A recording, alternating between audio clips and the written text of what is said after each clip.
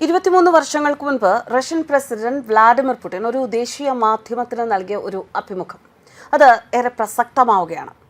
അദ്ദേഹം നൽകിയ ആ ഒരു അഭിമുഖത്തിൽ അദ്ദേഹം പറഞ്ഞിരിക്കുന്നത് ഇന്നത്തെ കാലത്തെക്കുറിച്ച് പ്രവചനാത്മകമായി പറഞ്ഞ ചില കാര്യങ്ങൾ. ഒസാമ ബിൻ ലാദൻ പാകിസ്ഥാനിൽ ഒളിച്ചിരിക്കാം എന്ന സംശയം മുതൽ ഇറാഖിലെ കൂട്ടനശീകരണ ആയുധങ്ങളെക്കുറിച്ചുള്ള യുഎസിന്റെ അവകാശവാദങ്ങൾ വരെ അക്കാലത്തെ സെൻസിറ്റീവ് ഉയർന്ന ഉത്തരവാദിത്വമുള്ള ഭൗമരാഷ്ട്രീയ വിഷയങ്ങളിൽ എന്തൊക്കെയാണ് റഷ്യയുടെ നിലപാട് എന്നതാണ് ഈ അഭിമുഖത്തിൽ പുടിൻ പങ്കുവച്ചിരിക്കുന്നത്. 2002 അന്നത്തെ പ്രസിഡന്റ് സദ്ദാം ഹുസൈൻ കൂട്ടനശീകരണ ആയുധങ്ങൾ അല്ലെങ്കിൽ അന്നറിയപ്പെട്ടിരുന്ന WMD വികസിപ്പിച്ച് ഒളിപ്പിച്ചു എന്നാരോപിച്ച് ലോകത്തിലെ ഏറ്റവും നൂതനമായ ആയുധങ്ങളുമായി US നേതൃത്വത്തിലുള്ള ഒരു സഖ്യസേന ഇറാഖിലേക്ക് കടന്നുകയറി.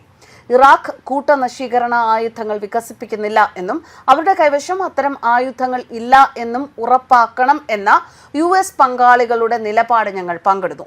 ലോകം മാറിയിട്ടുണ്ട് എങ്കിലും അന്താരാഷ്ട്ര ബന്ധങ്ങൾ മെച്ചപ്പെടുത്താൻ മുൻപ് ഉപയോഗിച്ചിരുന്ന അന്താരാഷ്ട്ര ഉപകരണങ്ങൾ തുടർന്നും ഉപയോഗിക്കാം. ഇന്നത്തെ സാഹചര്യവുമായി പൊരുത്തപ്പെടാൻ ഉപയോഗിക്കുകയും വേണം. അവ കൂടുതൽ മെച്ചപ്പെടുത്താനും സാധിക്കും. പുടിൻ പറഞ്ഞ വാക്കുകളാണിത്. എന്നാൽ അതേസമയം ലോകത്ത് നിലവിലുള്ള മറ്റു കേന്ദ്രങ്ങൾക്ക് ഒരു പ്രത്യേക ഭീഷണി ഉയർത്താൻ കഴിയുമെന്ന് ഞങ്ങൾ വിശ്വസിക്കുന്നുവെന്നും അദ്ദേഹം കൂട്ടിച്ചേർത്തു.